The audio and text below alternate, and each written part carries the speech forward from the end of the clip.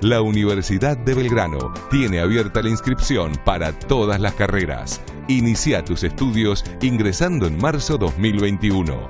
Universidad de Belgrano, www.uv.edu.ar.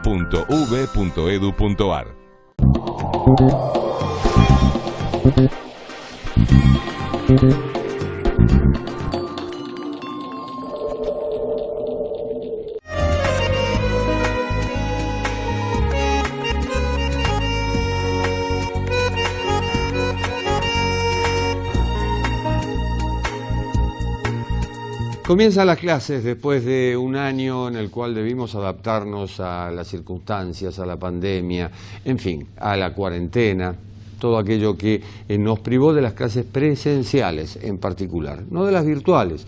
Pero ojo, en este año una de las consecuencias más patentes de lo que ha ocurrido es el incremento de la desigualdad, es la pérdida de aprendizajes, el deterioro en la salud física y emocional de los chicos, estudiantes, e incluyo a los docentes y a los no docentes. No acudir al lugar de trabajo, no estar ahí, también tiene su impacto y lo ha tenido.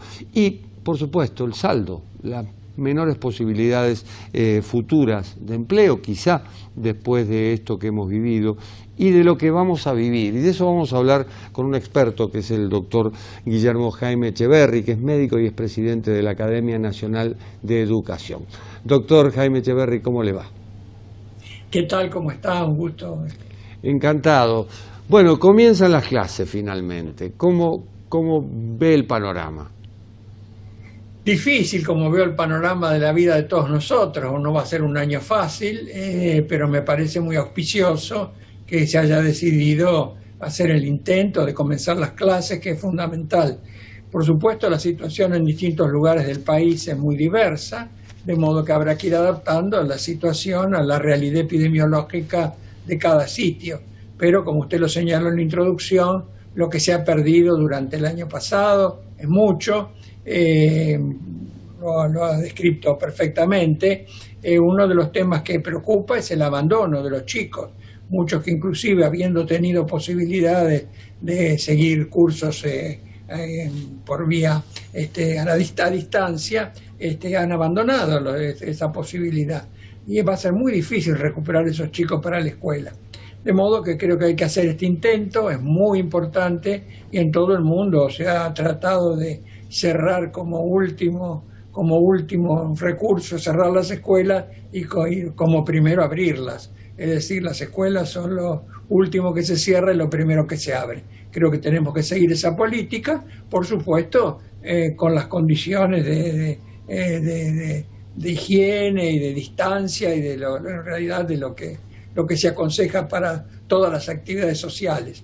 Es cierto también que los chicos ya se sabe que no se enferman, por lo menos hasta ahora ya ha demostrado que los chicos no se enferman gravemente, pero pueden tener una importante participación en la diseminación del virus, de modo que hay que tomar todas esas precauciones y yo creo que va a ser muy auspicioso que se comience, por todas las razones que usted señaló, las razones emocionales, las razones sociales, pero también fundamentalmente por las razones del aprendizaje.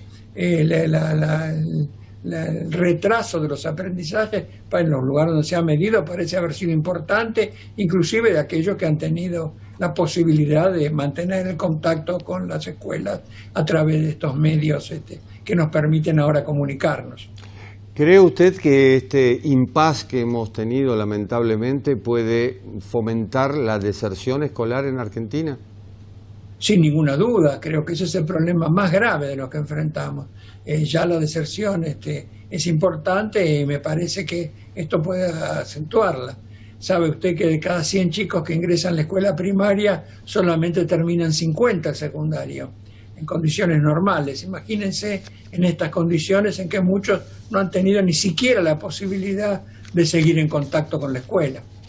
Por eso yo decía que inclusive quienes han seguido en contacto, se advierte que han abandonado ese contacto, porque es muy difícil de sostener en el tiempo, porque los chicos pierden el interés, en fin, por muchas razones que no es el caso de analizar, pero creo que ese es el tema más importante, tratar de evitar la deserción y conservar a los chicos dentro del ambiente de aprendizaje.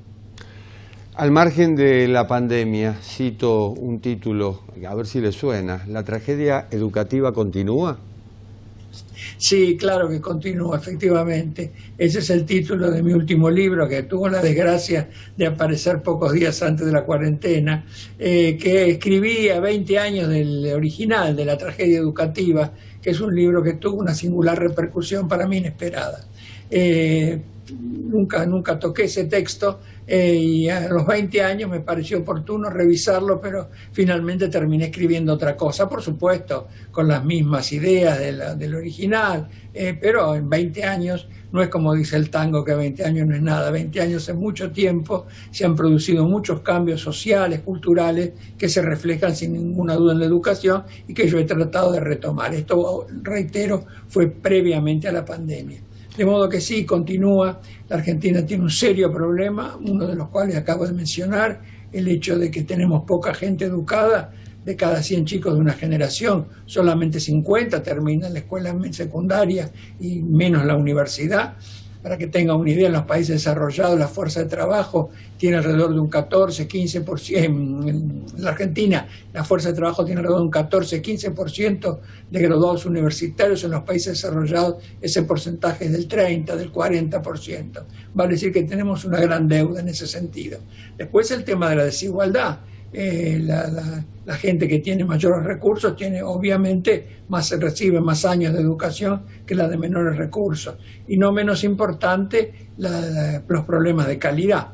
Ya se ha comentado hasta el cansancio que la mitad de los chicos que terminan la escuela media, los que terminan, de esos 50 de cada 100 que terminan, la mitad tiene dificultades para entender lo que lee, y 2 de cada 3 tienen dificultades para hacer simples operaciones de abstracción matemática. Vale decir que teníamos gravísimos problemas, que esta situación no ha hecho más que, sin ninguna duda, de acrecentarlos. Es necesario encarar en una nueva epopeya educativa, porque si no, como usted señalaba, a estas nuevas generaciones le va a ser muy difícil insertarse en un mundo cada vez más complejo, y además para el país va a ser un lastre muy importante el tener poca gente educada. Necesitamos educar a la mayor cantidad de gente posible y lo mejor posible. 2 objetivos centrales. ¿Por dónde empezamos, doctor? Por volver a valorar la tarea que se hace en la escuela. Yo creo que si alguna virtud ha tenido esta situación crítica que hemos vivido, es la de volver a poner a la educación en la discusión. Los padres yo creo que se han dado cuenta de la importancia que tiene la tarea que desarrollan los maestros al verse enfrentados a esa deficiencia en su propia casa, teniendo que ayudar a sus hijos, de modo que creo que eso es fundamental, volver a ocuparse de esta cuestión. Yo comenté hace 20 años y lo vuelvo a comentar ahora con mucho más datos. Si uno le pregunta a los padres argentinos cómo está la educación en el país, el 70% de los padres contesta que está regular, mal, muy mal. Va a decir que la gente percibe que hay una deficiencia en nuestra educación. Pero si a uno le pregunta a esos padres si están satisfechos con la educación de sus hijos, el 70% de los padres contesta estar satisfechos o muy satisfechos con la educación de sus hijos. Vale decir que la gente percibe que hay una crisis, pero piensa individualmente que por una cuestión inexplicable, cada uno de nosotros nos hemos salvado de esta crisis. Y eso obviamente no es así, porque estos chicos que contestan a todas estas pruebas nacionales e internacionales que desde hace más de 20 años ya se vienen haciendo regularmente, que demuestran eso que yo les señalaba, sistemáticamente lo mismo, esos son hijos de alguien, porque no creo que la Argentina tenga una tasa de orfandad especial. Así que creo que esa percepción es fundamental, que la gente entienda que la crisis de la educación está entre las 4 paredes de su casa. Es más, en uno de estos estudios, por ejemplo, los que ha seguido el Observatorio de la Deuda Social de la UCA, les hacen una pregunta más. Les pregunta si cambiarían a sus hijos de escuela para mejorar la calidad de la educación que reciben. El 80% de los padres contesta que no los cambiarían de escuela. vale decir que ahí se confirma esa satisfacción que se extiende a todos, están conformes los que van a escuela de gestión estatal, los que van a escuela de gestión privada, los ricos, los pobres, los de primaria, secundaria, así que la gente está conforme con lo que le pasa. No hay un reclamo de calidad de la educación, esperemos que eso en algún momento se dé. Ahora hemos visto un reclamo, por ahora es un reclamo de que se vuelva a la escuela. Creo que ese reclamo tiene que completarse con que los chicos reciban una educación de calidad. Y por educación de calidad no me refiero a cosas sofisticadas, me refiero a lo fundamental, que un chico después de 12 años de escuela tenga dificultades para entender lo que lee es un escándalo, que a nadie parece escandalizar. Que 2 de cada 3 no puedan hacer un porcentaje, una regla de 3 simple, me parece que es grave. Y eso no es percibido como tal. De modo que mi temor es que esto se limite a este reclamo por razones de emocionales, que está muy bien, obviamente. Estamos todos de acuerdo en las carencias emocionales y sociales de los chicos y que para eso la escuela es fundamental. Pero no hay que olvidarse que la escuela es fundamental para que los chicos aprendan, para que los chicos incorporen su herencia, para que sepan desarrollar sus capacidades intelectuales. Eso es fundamental, porque de eso depende el destino de ellos y nuestro propio destino como sociedad. La educación no es un gasto, es una inversión y es el mejor legado o la mejor herencia que le podemos dejar a nuestros hijos.